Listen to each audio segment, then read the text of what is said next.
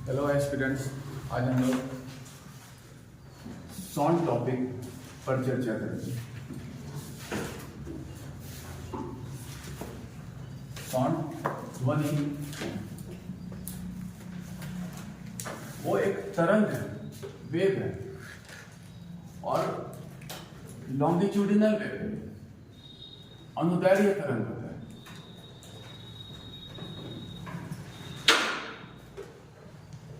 मतलब ये कि ध्वनि को तरंग को चलने के लिए माध्यम जरूरी है। लॉन्गिट्यूडिनल वेव मैकेनिकल वेव का एक टाइप है और इस तरह के वेव को चलने के लिए माध्यम जरूरी होता है। इसीलिए अंतरिक्ष में ध्वनि सुनाई नहीं पड़ता है, क्योंकि माध्यम जरूरी है। ये जो ध्वनि का तरंग है लॉन्गिट्यूडिनल वेव, वो कंपन से उत्पन्न होता है और ये कंपन एक दबाव कंप्रेशन के रूप में माध्यम में चलता है और जो हमारा ध्वनिग्राही अंग है ईयर, इस कंप्रेशन को ग्रहण करता है। मतलब कंपन उसमें भी उत्पन्न होता है और वही कंपन फिर सेंसेशन किया जाता है ध्वनि के रूप में। तो ये कंपन से उत्पन्न हुआ और उसी कंपन को कान ग्रहण करता है। माध्यम में ध्वनि का, विभिन्न माध्यम में ध्वनि का जो वेग होता है उसमें अंतर है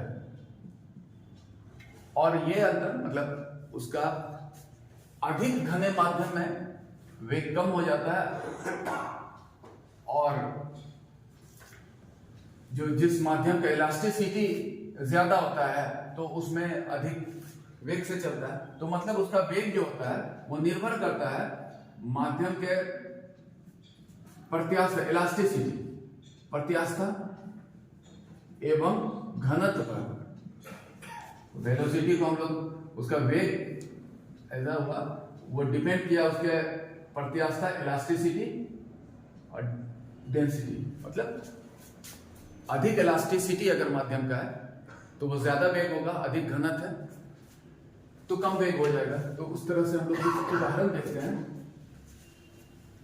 कि एग्जाम्पल में एयर में जब वो 0 डिग्री सेल्सियस होता है तो नियरली उसका वेलोसिटी राउंड फिगर में देखें 330 मीटर पर सेकेंड। वायु में ध्वनि का वेग 0 डिग्री सेल्सियस। लेकिन यहां पर यह हुआ कि अगर इसका तापमान बढ़ा, टेम्परेचर जो है उसको वृद्धि होगा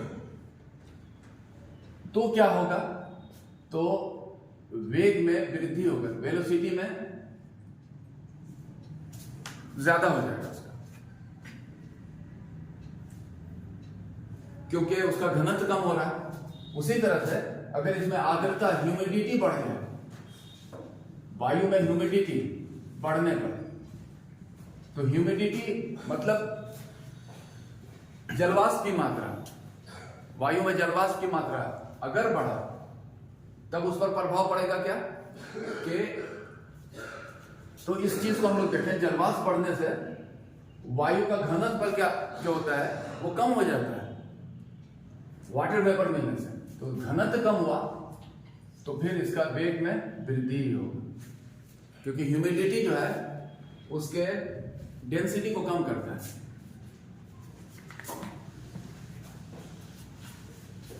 फिर हम लोग देखें कुछ अन्य माध्यम जो रेलिवेंट माध्यम है उसमें, जैसे देखें हम लोग कॉपर, एल्यूमिनियम, स्टील, सब में अलग अलग है और ये जो अलग अलग उनके प्रत्यास्था और घनत्व के कारण ही है। वाटर, तो वाटर में 1400 मीटर पर सेकेंड राउंड फिगर, कॉपर में राउंड फिगर में क्या है 4600 मीटर पर सेकेंड, एल्यूमिनियम में 6400 मीटर पर सेकेंड, स्टील 6100 मीटर पर सेकेंड।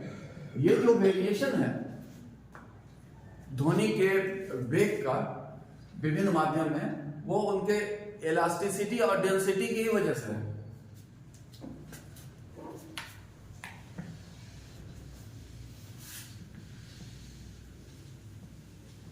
तो इलास्टिसिटी और डेंसिटी के अंतर की वजह से वेग में अंतर हो जाता है। अब हम लोग देखें, जो ध्वनि होता है साउंड, उस वेग, उसकी विशेषता, फीचर्स, कैरेक्टरिस्टिक्स जो हुआ उसके, जिस पर ध्वनि को अंतर भी कर सकते हैं विभिन्न प्रकार के ध्वनि का। तो ये 3 प्रमुख विशेषताओं के आधार पर अंतर किया जा सकता है। एक है पिच, ताड़त्व जिसको कहते हैं,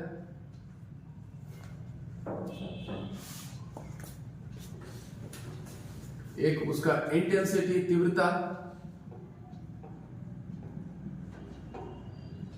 और एक क्वालिटी, उसका गुण।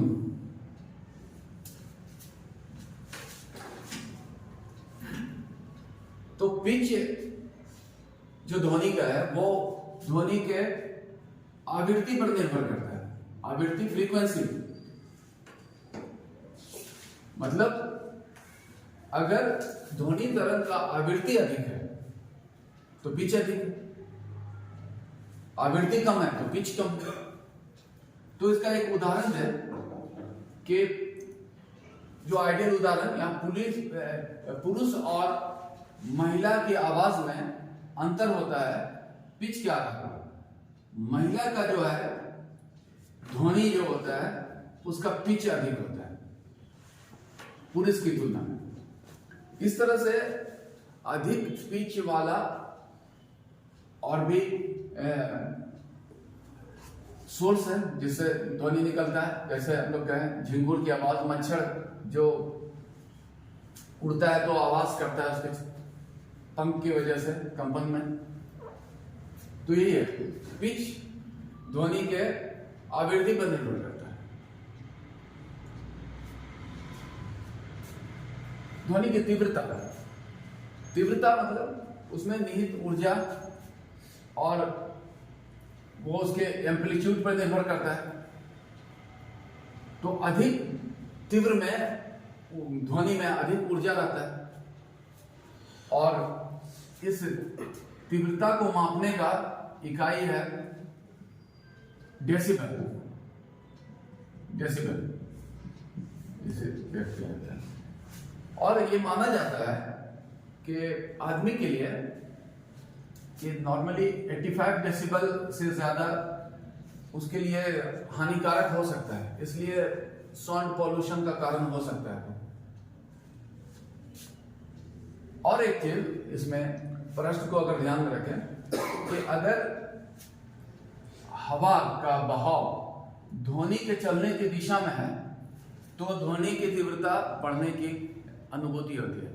कि अगर जिस तरह से ध्वनि आ रहा है उसी दिशा में हवा बह रहा है तो तीव्रता पर क्या प्रभाव पड़ेगा? तो तीव्रता बढ़ा हुआ प्रतीत होगा। एयर फ्लो का माने कि वायु के बहाव की दिशा में अगर है, बहाव उसी दिशा में है तो तीव्रता जो है बढ़ा हुआ लगेगा। क्वालिटी जो ध्वनि का वो है ध्वनि किस स्रोत से उसका उत्पत्ति होता है, उसके स्रोत पर निर्भर करता है। सोर्स, जैसे कि कौन सा इंस्ट्रूमेंट है या क्या है, आदमी बोल रहा है या किसी इंस्ट्रूमेंट से निकल रहा है।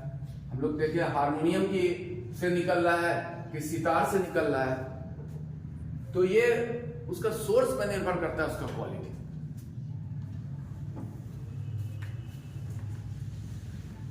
तो ये तो ध्वनि का विशेषता हुआ। अब ध्वनि को जैसे ह्यूमन ईयर आदमी जो ग्रहण करता है उसका काम, तो उसमें जो है एक निश्चित आवृत्ति वाले ध्वनि को ही आदमी का कान, ह्यूमन ईयर जो है उसको ग्रहण करता है। निश्चित आवृत्ति का जो ध्वनि होता है उसको कैप्चर करता है ये जो है ह्यूमन ईयर।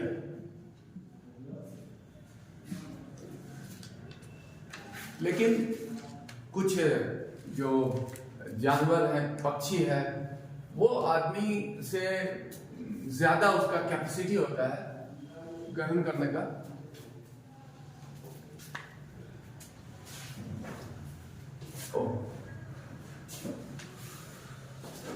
ये हो गया। तो ये जो ह्यूमन ईयर है उसको एक निश्चित आवृत्ति वाले ध्वनि तरंग को ही सुन सकता है, और वो है उसका ऑडिबल रेंज। ऑडिबल रेंज में जो ध्वनि की फ्रीक्वेंसी जो आती है वो है 20 हर्ट्ज से 20,000 हर्ट्ज के ध्वनि तरंग को ही ग्रहण कर पाता है ह्यूमन ईयर। ये हुआ ऑडिबल रेंज, श्रव्य सीमा जिसको कहते हैं हिंदी में। अब अगर है इसी ऑडिबल रेंज के आधार पर ध्वनि को जो वर्गीकरण किया गया है, एक तो ऑडिबल रेंज हुआ, उससे हटकर या कम हुआ या ज्यादा हुआ, इस मापदंड के आधार पर ध्वनि का तरंग का क्लासिफाई किया गया है। एक इंफ्रासोनिक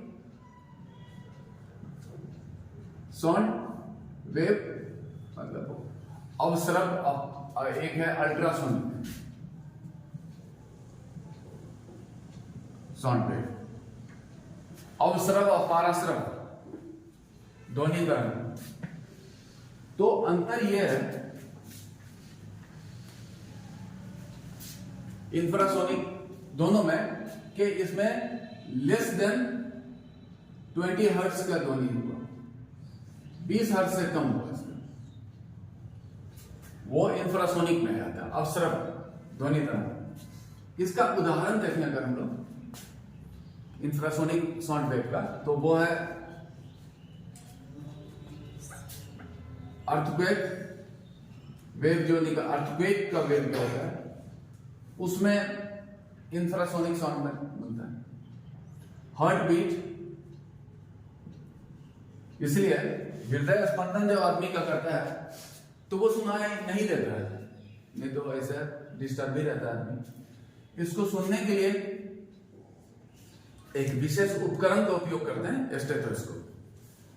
इसलिए क्योंकि कान नॉर्मल जो है उसके ऑडिबल रेंज से बाहर है। उसी तरह से अल्ट्रासोनिक वेव, इसका हुआ ध्वनि का तरंग का मोर देन 20,000 हर्ट्ज होता है उसका, तो वो भी आदमी नहीं कर पाता है। तो ह्यूमन ईयर तो नहीं कर पाता, लेकिन बहुत से ऐसे पशु हैं, जैसे अगर हम लोग देखें कुत्ता हुआ, बिल्ली हुआ, बैट हुआ, बहुत से पक्षी हैं, बर्ड्स जो होते हैं वो कैप्चर कर पाते हैं, कैप्चर करते हैं।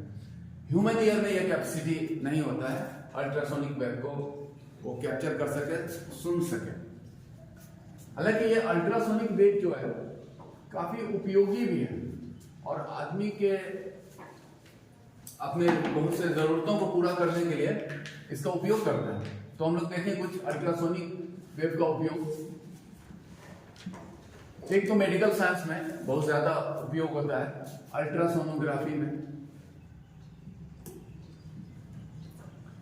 जिसमें बॉडी के भीतर किसी हार्ड ऑब्जेक्ट को पहचान करने में, फिर एम्ब्रियो को अपनी डेवलपमेंट को समझने में। एक फायदा यह है एक्सरे से कि एक्सरे हानिकारक माना गया है, जबकि अल्ट्रा साउंड जो होता है अल्ट्रासोनिक वेव, उसमें उस तरह का हानि नहीं होता है। दूसरा है इसको डेंटिस्ट द्वारा जो है डेंटल प्लेक, दांत में जो गंदगी जमा होता है उसको हटाने में, प्लेक जो होता है उसको रिमूव हटाने में यूज होता है।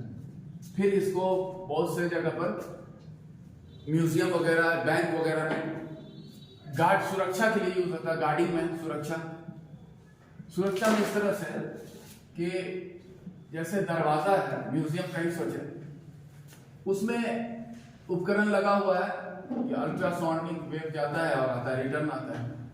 अगर इससे कोई अनऑथराइज्ड इंट्रूडर गया तो वो लौट कर पहले ही आएगा और सेंसर उसको आइडेंटिफाई करता है कि पहले लौट गया, टाइम कम है तो मतलब उसका अपना रहता है सिस्टम, पहचान आता है, सायरन बजता है। इसका उपयोग होता है और भी मेडिकल साइंस में, एक और भी देखें कि किडनी का स्टोन को ब्रेक करने में लिथोट्रिप्सी कहते हैं। किडनी का स्टोन को तोड़ने में लिथोट्रिप्सी प्रोसेस में होता है, को छोटा टुकड़ा कर दिया और वो हो सकता है निकल जाता है यूरिन के साथ।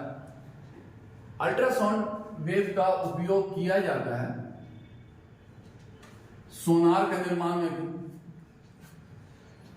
सोनार एक उपकरण होता है जिससे समुद्र के भीतर वस्तु को या समुद्र की गहराई का मापन किया जाता है अल्ट्रासाउंड से।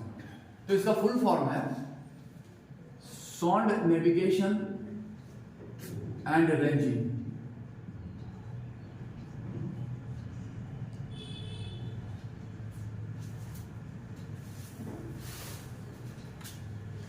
वो इस तरह से कि जैसे देखें हम लोग समुद्र में अपना यहाँ पर इंस्ट्रूमेंट है जिससे वो अल्ट्रासाउंड पानी में दे रहा है। ध्वनि का रफ्तार पता है कितना सेकंड में वो कितना चलता है, तो यहां से गया, यहाँ लौट आया, सेंसर लगा हुआ है, कितना टाइम में वापस लौट आया। और चूंकि जल में ध्वनि का रफ्तार क्या है ये पता है, तो कितना देर बाद आया उससे गहराई पता चलता है, या अंडर वाटर ऑब्जेक्ट को भी पता लगाया जाता है। सोनार का है। और इस जहाज जो रहता है शिप, वो पनडुब्बी वगैरह को पहचानने के लिए सोनार का यूज करते हैं। अब ये जो उपयोग है तो उसको उत्पन्न कैसे किया जाता है नॉर्मली, तो उसमें क्या है, एक उत्पन्न करने की एक प्रक्रिया होती है। उसमें एक है पीजो इलेक्ट्रिक इफेक्ट।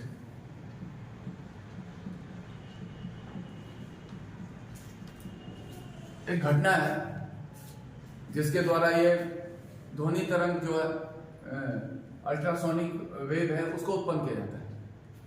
उसमें यह है कि कोई क्रिस्टल जैसे कि क्वार्ट्ज हुआ, इस तरह का कोई क्रिस्टल्स पर अगर एसी करंट दिया जाता है तो उसमें कंपन उत्पन्न हो जाता है। तो ये जो हुआ इस तरह से विद्युत ऊर्जा से मैकेनिकल में एक कंपन उत्पन्न किया गया, और ये कंपन उसका जो फ्रीक्वेंसी 20,000 हर्ट्ज से अधिक होता है, और इस तरह से बनता है अल्ट्रासोनिक वेव का उत्पन्न किया जाता है। प्रोसेस यही है पीजो इलेक्ट्रिक इफेक्ट, जिसमें विद्युत के माध्यम से यह कंपन प्राप्त किया जाता है किसी क्रिस्टल पर वो एसी करंट देकर। ये अल्ट्रासोनिक वेव चूंकि हालांकि ह्यूमन ईयर उसको ग्रहण नहीं करता है, लेकिन कुछ ऐसे जंतु है जैसे बैट, वो भी मैमल है, लेकिन इसमें क्या है, अब एक तरह से अगर देखें अल्ट्रासाउंड को वो छोड़ता भी है और कैप्चर भी करता है, तो कह सकते हैं इनबिल्ट उसके बॉडी में सोनार जैसा सिस्टम होता है। और वो क्या है, अल्ट्रासोनिक वेव छोड़ता है, अल्ट्रासोनिक वेव और ग्रहण भी करता है, सोनार के जैसा काम करता है, और इस वजह से वो अंधेरे में भी उड़ सकता है। ये क्वेश्चन ही रहा कि बैट अंधेरे में उड़ सकता है, क्यों? क्योंकि उसके शरीर में प्राकृतिक रूप से विकसित सोनार जैसा तंत्र होता है कि वो अल्ट्रासोनिक वेव को उत्पन्न भी करता है और उसको कैप्चर भी करता है, और इस तरह से बिना देखे उड़ सकता है। हालांकि वो मनुष्य के जैसा मैमल है, उसका आंख का स्ट्रक्चर भी वैसा ही है, लेकिन फिर भी वो ऐसा कर सकता है। तो ये तो हम लोग देखे हैं ध्वनि तरंग का प्रकार।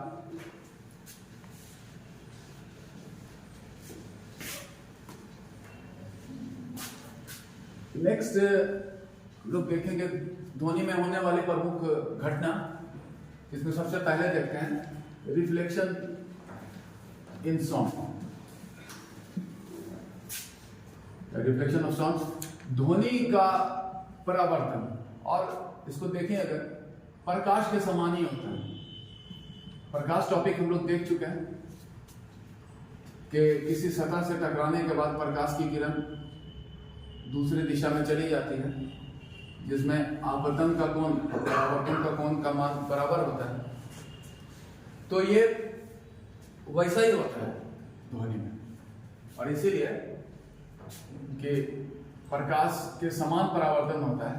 तो इसका कुछ हम लोग ऑब्जर्वेशन देखें, एक्सप्लेनेशन देखें कि ये कहता है जैसे कुछ घर है ऐसा, व्हिस्परिंग गैलरी कहा गया, या भारत में इस तरह का है गोल गुंबज व्हिस्परिंग गैलरी, जिसमें एक तरफ अगर बोलने पर ध्वनि का तरंग परावर्तन द्वारा दूसरे जगह पर चला जाता है। यहां पर कोई बोल रहा है और यहां पर कोई सुन रहा है तो सुनाई देगा, बीच का हो सकता है नहीं सुनाई दे, क्योंकि ये इस तरह से परावर्तन करता हुआ पहुंचा है, वही परावर्तन का नियम का अनुसरण करता हुआ व्हिस्परिंग गैलरी बनता है।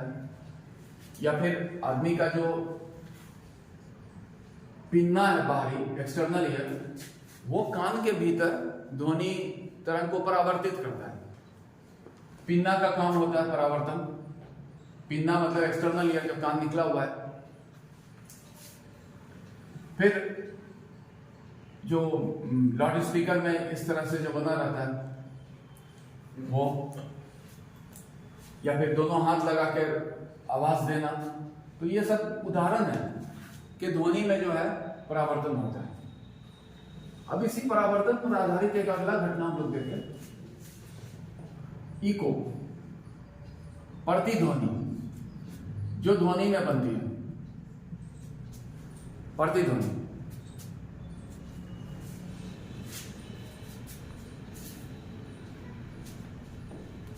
कि जब किसी रुकावट, जैसे मनुष्य यहां पर आवाज निकाला, तो सामने में अगर रुकावट है उससे टकरा कर फिर वापस आता है। अब क्या है कि उसका अपना ध्वनि पहले निकाला, वो अपना उत्पन्न किया, और उसके बाद दूसरा जो परावर्तित ध्वनि, उन दोनों के बीच का समय अंतराल अगर हुआ 1/10 सेकंड तब तक हुआ अगर, तो वो दोनों ध्वनि अलग अलग नहीं सुनाई देगी। लेकिन अगर ये अंतराल 1/10 सेकंड से अधिक हो गया तो परावर्तित ध्वनि अलग सुनाई पड़ती है, और ये जो अलग सुनाई पड़ना वही होता है दूसरा ध्वनि जो अलग सुनाई देगा, वो प्रतिध्वनि।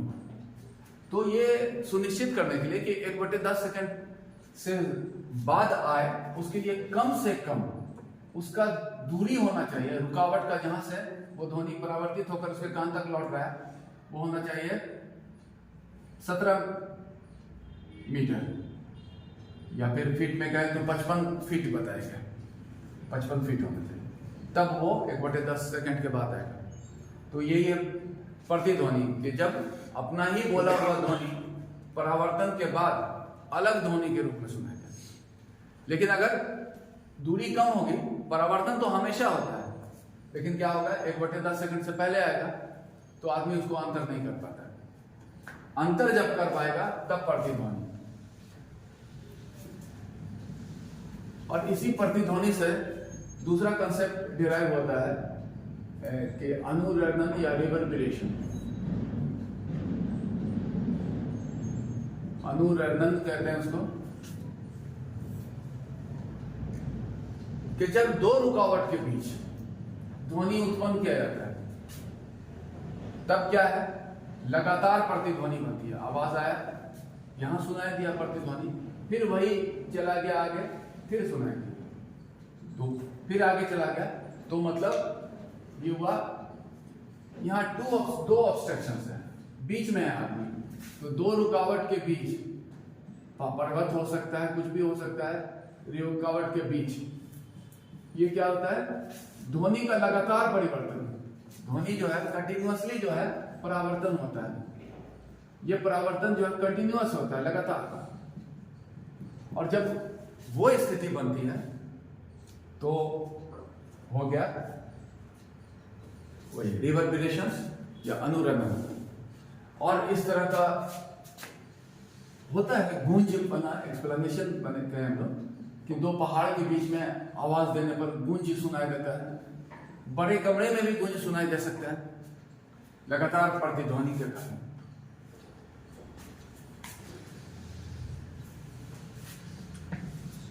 अगला घटना हम लोग देखेंगे ध्वनि में, वो है ध्वनि में अपवर्तन, रिफ्रैक्शन ऑफ साउंड वेव। अपवर्तन जो है रिफ्रैक्शन, और इसमें भी अगर हम लोग कहें प्रकाश के समान ही होता है।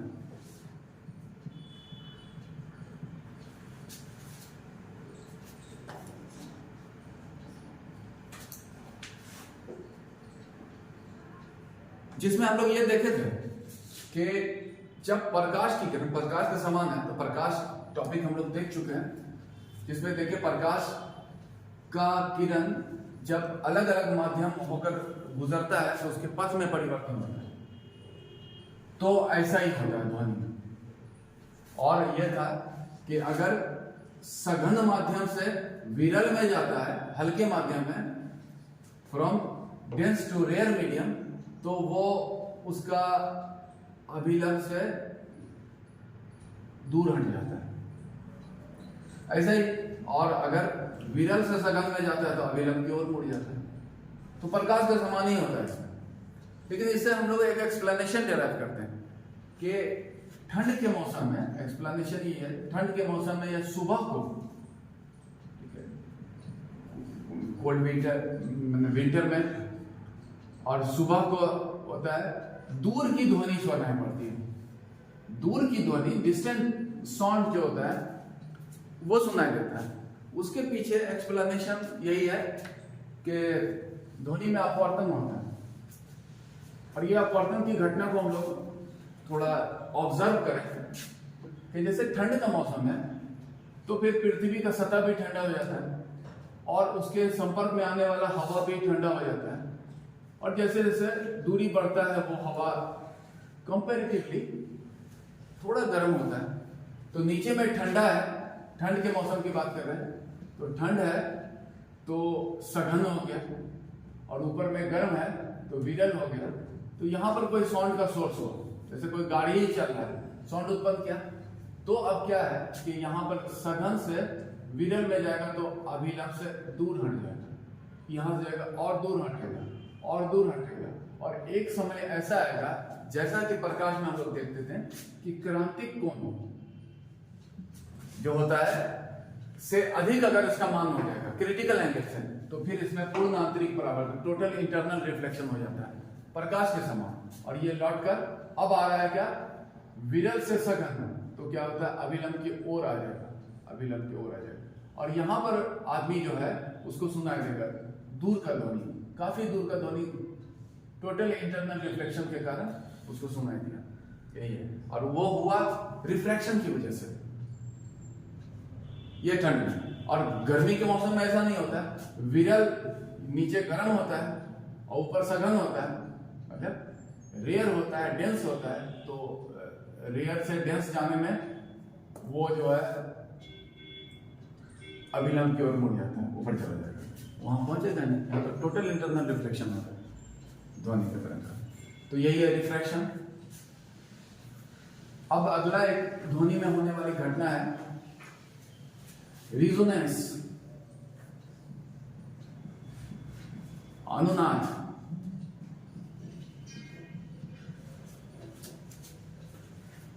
तो इसमें यह है कि ध्वनि एक लॉन्गिट्यूडनल वेव है, वेव ऑफ कॉम्प्रेशन है, कंपन होता है ध्वनि में। वो कंपन एक निश्चित फ्रीक्वेंसी से होता है। हर वस्तु जिससे कंपन निकलता है उसका एक अपना निश्चित आवृत्ति होता है, फ्रीक्वेंसी, और जैसा कि हर उसका ध्वनि तरंग का वही फ्रीक्वेंसी हो, और हर ऑब्जेक्ट का अपना अलग। आप सोचिए कि कोई स्कूल का घंटी है, जिस फ्रीक्वेंसी से वो कंपन होता है, आवाज निकलता है, एक दूसरा स्कूल का घंटी है और उसमें भी पता चला कि उसी तरह का फ्रीक्वेंसी होता है। तो सेम फ्रीक्वेंसी वाले वस्तु को अगर इसके ध्वनि करता हुआ वस्तु के निकट लाएंगे, ध्वनि हो रहा है मतलब कंपन हो रहा है, और कंपन जो है पास ऑन होता है माध्यम से, वेव ऑफ कॉम्प्रेशन है, तो उस पर भी दबाव डाला हुआ, तो दबाव डाला तो उसमें चूंकि प्राकृतिक उसका कंपन समान है, फ्रीक्वेंसी समान है, तो इसमें अपने आप कंपन शुरू हो जाता है। तो मतलब जो हुआ कि एक वस्तु के जो है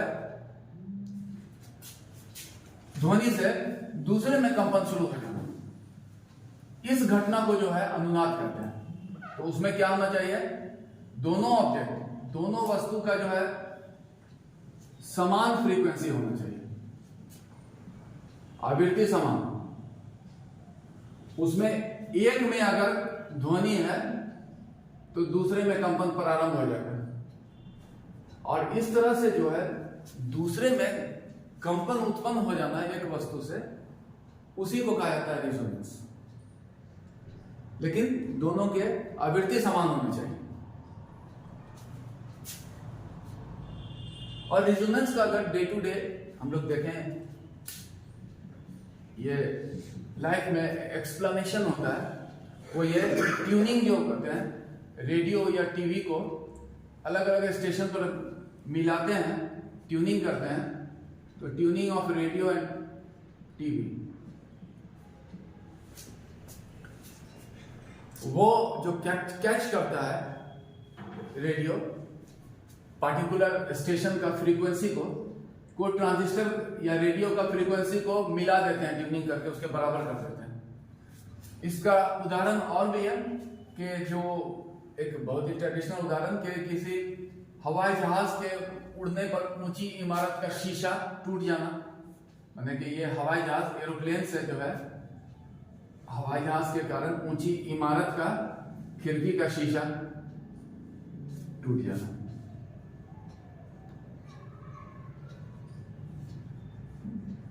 क्योंकि उसमें होता है क्या कि हवाई जहाज जब उड़ रहा होता है तो जो इमारत है उसमें जो शीशा लगा हुआ है उसका भी कोई आवृत्ति होगा, और जब हवा में चलता हुआ उस हवाई जहाज का आवृत्ति जो ध्वनि निकल रहा है शीशा की आवृत्ति से मिल गया तो इसमें कंपन हो गया, तो कंपन हुआ तो क्रैक कर सकता है।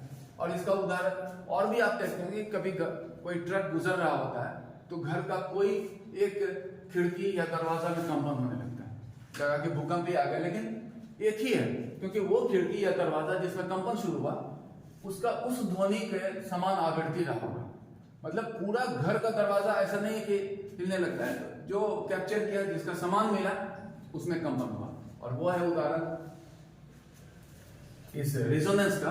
और इसी रिजोनेंस की वजह से कि सैनिक जब ये जो है ब्रिज पर चलते हैं तो अपना रिदम ब्रेक कर लेते हैं कि उसमें भी एक फ्रीक्वेंसी से ही चलते हैं वो लोग, और अगर पुल का फ्रीक्वेंसी और उनके रिदम का फ्रीक्वेंसी मिल गया तो ब्रिज में कंपन बढ़ सकता है जिससे उसको क्षति हो सकता है। तो ये रिजोनेंस का उदाहरण।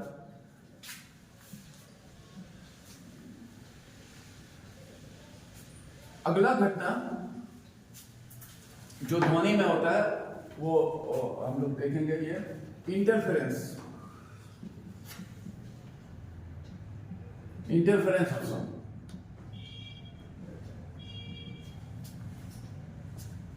व्यतिकरण। तो इसका परिभाषा इंटरफेरेंस का यही है कि जब दो या अधिक ध्वनि तरंग है एक ही स्थान से गुजरता है तो इस घटना को इंटरफेरेंस कहा जाता है। माने दो या अधिक, टू या मोर ध्वनि तरंग एक स्थान से गुजरा। ये तो हुआ इंटरफेरेंस कि दो या अधिक ध्वनि तरंग एक स्थान से गुजरा, इंटरफेरेंस। ये इंटरफेरेंस फिर दो प्रकार का हो सकता है, उसको टाइप में बांटा गया। एक को कहा गया कंस्ट्रक्टिव इंटरफेरेंस और दूसरा डिस्ट्रक्टिव इंटरफेरेंस।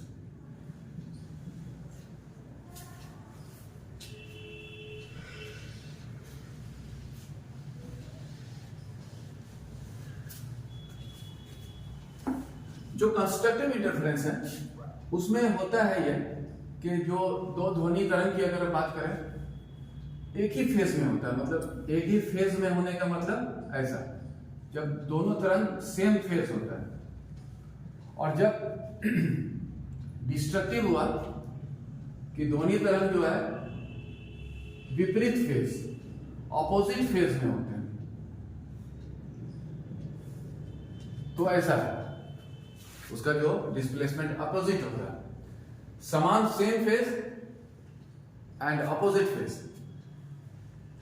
तो ये सेम फेज में कंस्ट्रक्टिव और अपोजिट फेज में डिस्ट्रक्टिव इंटरफेरेंस हुआ।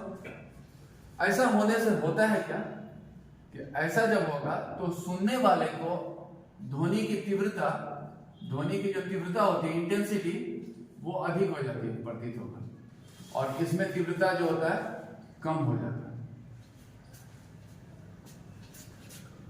और म्यूजिशियन जो है इस जो घटना है उसका उपयोग करते हैं जुगलबंदी करके, कि दो तरह का ध्वनि उत्पन्न करते हैं, और कभी कंस्ट्रक्टिव या कभी डिस्ट्रक्टिव इंटरफेरेंस के द्वारा क्या करते हैं, वो सुर बनाते हैं, बीट बनाते हैं।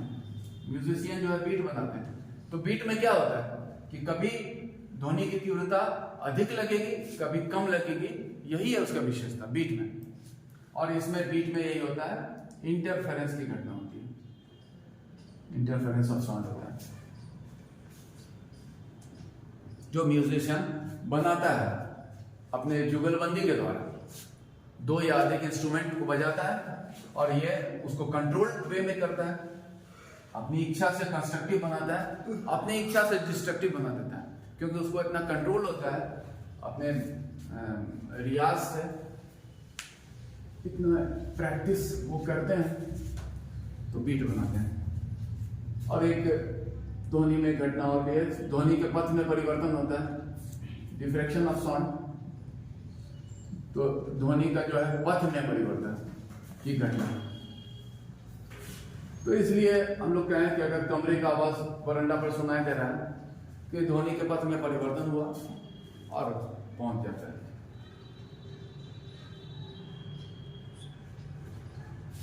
ध्वनि से संबंधित एक और घटना है, वो है डॉपलर्स इफेक्ट या डॉपलर प्रभाव।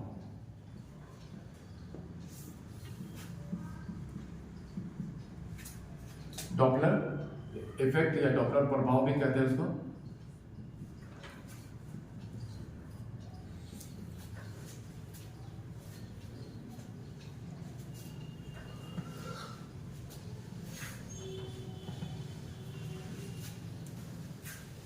तो डॉपलर इफेक्ट में होता है क्या कि कोई ध्वनि का सोर्स, आवाज निकल रहा है, और अगर सोर्स धीरे धीरे नजदीक आ रहा है या दूर जा रहा है, तो उसके आवृत्ति में, मतलब जो है सोर्स जो होता है, साउंड का सोर्स है, उसका जो है डिस्टेंस में अंतर होता है, मतलब वो दूर जा रहा है या नजदीक आ रहा है, डिस्टेंस चेंज हो रहा है, तो आवृत्ति में एपरेंट चेंज होता है, आवृत्ति उसका बदलता हुआ प्रतीत होता है।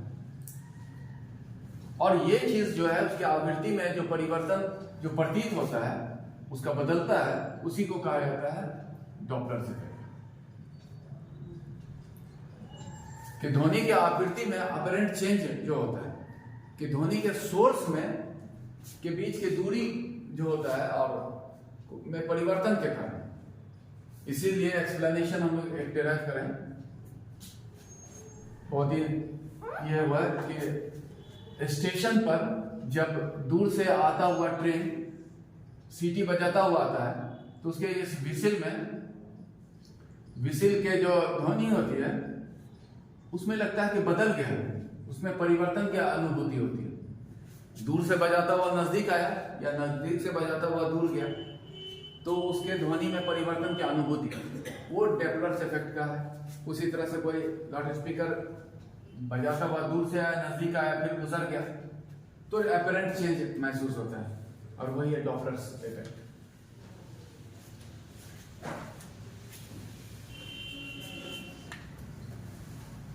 अगला हम लोग देखें, ध्वनि से संबंधित एक कंसेप्ट है मैक नंबर। या कहें इसको मैक संख्या,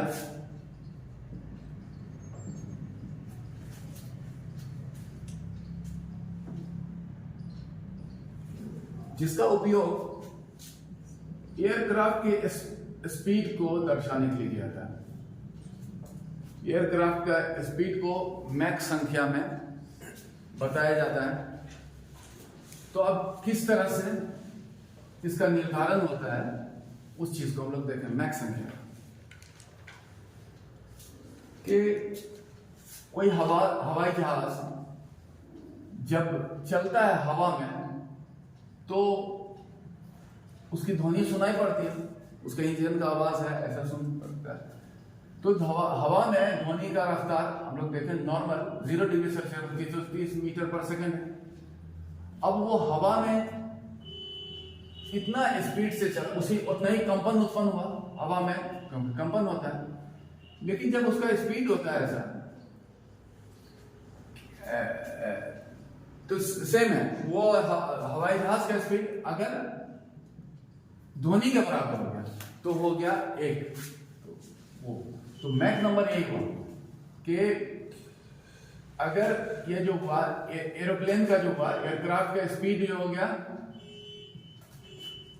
साउंड के स्पीड के बराबर, स्पीड ऑफ साउंड, तो हो गया 1 मैक। और इस 1 मैक से ऊपर या अधिक गया, इस आधार पर फिर फर्दर टाइपोलॉजी किया गया है इसका कि अगर वो लेस देन 1 मैक है तो इस स्पीड को कहा जाता है सबसोनिक स्पीड, और अगर मोर देन 1 मैक है तो उसको कहा गया सुपरसोनिक।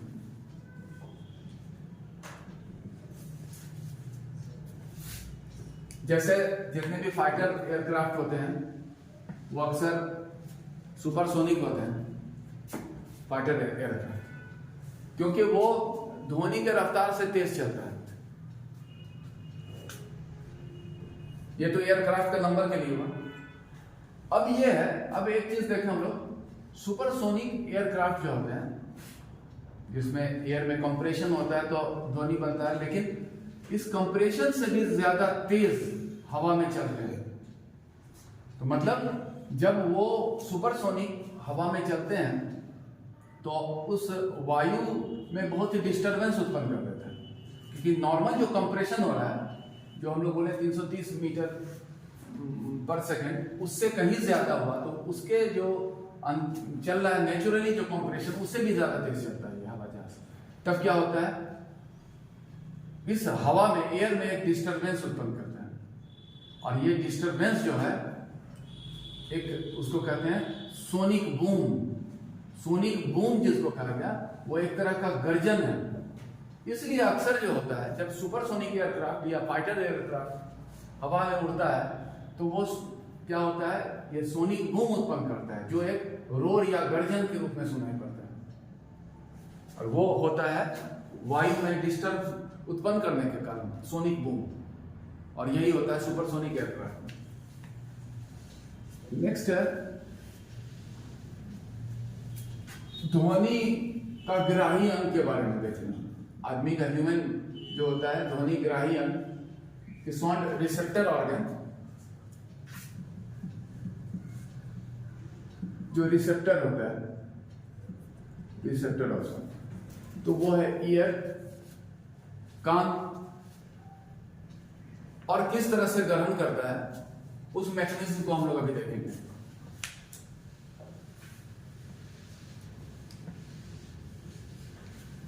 तो ह्यूमन ईयर जो है, ह्यूमन ईयर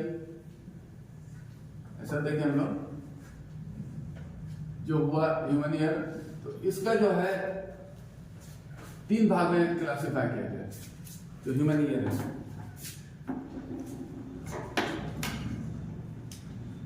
और एक है उसका बाहरी कान जिसको कहा गया एक्सटर्नल ईयर, जो कि हम लोग कान का भाग देखते हैं बाहर निकला हुआ है, या इसको पिन्ना कहा जाता है बायोलॉजी में। फिर मध्य कान होता है मिडिल ईयर, मध्य कान, और तीसरा भाग कान का आंतरिक कान या इंटरनल ईयर।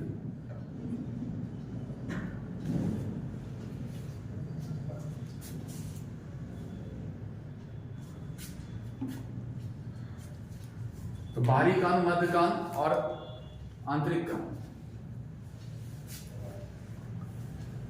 ये पिंडा जो होता है, जो कान का बाहरी भाग हुआ, इसका काम फंक्शन यही होता है, ध्वनि का रिफ्लेक्शन करता है कि ज्यादा से ज्यादा ध्वनि कान में प्रवेश करे इंटरनल मिडिल ईयर में। तो इसका कार्य होता है रिफ्लेक्शन ऑफ साउंड, ये रिफ्लेक्शन करता है, कान के भीतर अधिक ध्वनि को पहुंचाता है जो दूर से उधर से आ रहा है। मिडिल ईयर में एक पाइप होता है, पतला पाइप, जिसके किनारे पर एक झिल्ली रहता है। तो पाइप है शुरू, उसके बाद वो झिल्ली है, वही कंपन को ग्रहण करता है, और उस झिल्ली को कहा जाता है टिम्पैनिक मेम्ब्रेन। कान का पर्दा जो हुआ तो वो हो गया टिम्पैनिक मेम्ब्रेन। ये झिल्ली हुआ, हम लोग यहाँ पर सोचिए झिल्ली है, कैप्चर किया इधर से, ये इंटरनल ईयर जो हुआ, मध्य कान का यहाँ पर झिल्ली हुआ, ये कैप्चर करता है उस कंपन को, कंप्रेशन। और इस झिल्ली से लगा हुआ 3 हड्डी होता है। तो इसमें 3 हड्डी होते हैं, बोन्स, जिसको कहा गया मैलस, इंकस और स्टेपिस। 3 हड्डी है, मैलस, इंकस और स्टेपिस। और ये जो स्टेपिस है ह्यूमन बॉडी का सबसे छोटा हड्डी है, ह्यूमन बॉडी का। जैसे सबसे बड़ा फीमर है, जांघ की हड्डी, तो सबसे छोटा हड्डी स्टेपिस है, जो कि वो मिडिल ईयर में है। और इसका काम यही है कि जो कंपन कैप्चर किया टिम्पैनिक मेम्ब्रेन, उसको आगे बढ़ाए। और ये कंपन जो है, ग्रहण किया हुआ कंपन अंदर में पहुंचता है हड्डी के द्वारा इंटरनल ईयर में।